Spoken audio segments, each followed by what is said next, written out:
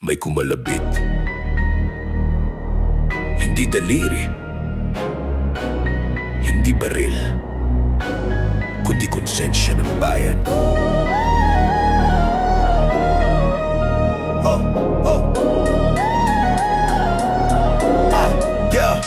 Tahimik ang gabi, pero may gumising. Parang pintig sa dibdib na mo pwedeng isnabin. May kwentong pinutol, biglang nagbalik. Mga alaala ng taong pinatahimik. Pero ang kalapit ay hindi para pumutok, kundi para magising ang mga matang pumikit. Sa takot sa bawat paglingon, may tanong na bit-bit. Hanggang kailan tayo mananatiling tahimik? At sa bawat pintig ng hangin, may panawagang di nyo kayang supililin.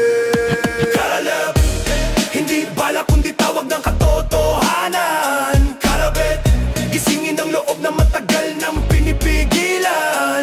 Kalabit, tinig nilang nawala, bumabalik sa ating dibdib. Isang pitik na konsensya na di mo matatakpan kahit pilit. May mga yapak sa kalsadang malamig, mga kwentong binalot ng takot at tinik. Pero bawat kwento kumakalabit sa isipan, parang pintig ng tambol na ayaw tumigil kahit kailan. Hindi para magudyok ng galit, kundi para paalalahan ng may dapat pang marinig. At kung sino man ang pilit nagbabawal, lalong umiingay ang puso ng sambayanan. Hindi nyo kayang tawaran ang tinig ng bayan na nagigising na. Kalabit, hindi bala kundi tawag ng katotohanan. Kalabit, gisingin ang loob na matagal nang pinipigilan. Kalabit, tinig nilang nawala, bumabalik sa ating dibdib. Isang pitik ng konsensya na di mo matatakpan kahit pilit. Pakinggan mo, hindi yan ingay, hindi yan takot.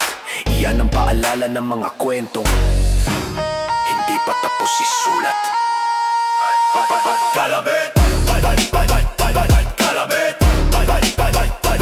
gising ang bayan kahit pilit niyong pigilin. Kalabit, kalabit, tinig na bumabalik, hindi niyo mapapahinto.